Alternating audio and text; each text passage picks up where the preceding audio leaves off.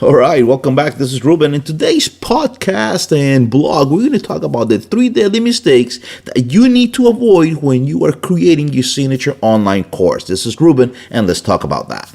You are listening to the Boomer Reboot Podcast, where you'll learn to market and monetize your skills, knowledge, expertise, and live a life of passion. When you're working on your terms, you'll rekindle your dreams and live the life you want. Now, here's your host, Ruben Santiago. Awesome. Online courses are extremely popular today. That is evident by all the articles that you see on e-learning and the amounts of money that are actually being spent by people purchasing online courses. Any person or business can create and run an online course today. They can use it to extend their reach, to build their audiences, to share their expertise with the world, and to turn a nice profit while doing it. Today, I'm going to talk about three deadly mistakes that most people often make when they create their very first online course. The first one is creating the course that you want to create, not the course that your audience needs and or wants. This is important. Pay attention to this because you have a great deal of knowledge and skills and expertise in a particular area that you can teach others. You might think you know exactly what kind of course your audience really wants, but that is a fatal mistake. That is the mistake that most people make. To create the course you want rather than the course that your audience needs and or wants. You may be able to create an excellent course based on what you think you should teach, but it's not likely to reach a great number of people or even earn you a profit. And then what's the point? You'll have a highly informative course that no one's going to sign up for. Instead, you should start to consider your target audience. What problems are they struggling with? What do they need to know? What are their interests? Once you have those ideas, consider how you can help them. Try to match your audience needs to your skills and your expertise. For example, you find out through surveys that you create through your email subscribers, or even people on your Facebook group, that they want to learn more about maybe using LinkedIn, for an example. You can take your knowledge and experience with LinkedIn. If you have a LinkedIn experience, you have a LinkedIn account, and you've had good results with it, and create a course that teaches others how to set up a profile, how to connect with people, and use LinkedIn as a tool effectively. So now you can create a course based on that. Let's say that, for example, you work at a medical clinic, and in this clinic you happen to be the person that handles all the intake, and you have created a certain steps and procedures like your spreadsheets and different things like this that work, and they work very well. You have perhaps even gone to other clinics and showed other intake specialists at that clinic how to use your system. They like it, they love it, and they give you this feedback. So now you got testimonials that what you have works.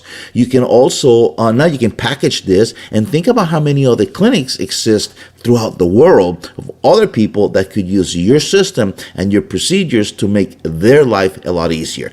That's what I'm talking about. Taking your skills, taking your experience, taking your expertise, packaging it in a certain way that you can let other people know about it. I have a document that you can subscribe to and you can receive. Would teach you the 5 steps formula to creating an online course. What do you need? In there, I talk about some of my friends, like, for example, Anderson Ray. He uses his telephone to repair washing machines. He turned that into a course that currently does over close to 7 figures he's done in the last couple of years by teaching other people how to repair washing machines. And he has started with his phone, actually taking himself video of his phone. So anyhow, that's how you look at what people are looking for and how you create, and you make that mistake of not creating the course that you want to create, but looking at the needs and the wants of the people that you want to serve. Now, mistake number 2, making your course too long. Naturally, you have a great deal of knowledge you want to drop on your course participant. It also makes perfect sense that a longer course is more bang for the buck. People are going to say, well, but this is what we think as course creators. A long and thorough course offers more value to its participants, but it's not what they're looking for. They're looking to solve the problem in the shortest amount possible of time. The problem is that if your course is too long, they're going to feel overwhelmed. They may lose some of the interest along the way. And the best courses out there today are tightly focused. They teach what they need to teach in order for their students to overcome the problems they're struggling with. Your signature, that needs to be edited. Your signature course should be just long enough to do that. The ideal length of an online course is 5 to 7 modules. Each module should have 3 to 5 steps of small sections. Each course has its own needs structurally. This is just a simple guideline. What you need to do is you need to figure out that you need your 5 to 7 modules with steps inside, and those are the modules that are going to create the transformation. Where's the person at, and where's he going to end up when he finishes your course? Putting all of your efforts in the course but skipping on the marketing is mistake number 3. It takes a great deal of work to put together and run an online course. I kid you not.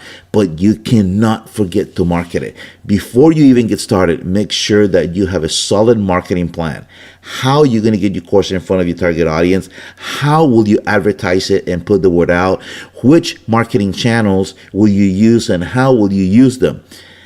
If you have a topic that aligns with your target audience interest, tightly focused course, and a marketing plan in place, you're virtually guaranteed a successful course. Our insiders know all this too well because we repeat it all the time. Don't make the mistake. Keep it short, keep it simple, keep it to the point, and make sure that people know. So that's your marketing. You think about that. This has been the Boomer Reboot Podcast. Join us next time where you'll learn to market and monetize your skills, knowledge, expertise, and live a life of passion. Other boomers have done it. Now it's your turn. Finally, live life on your terms.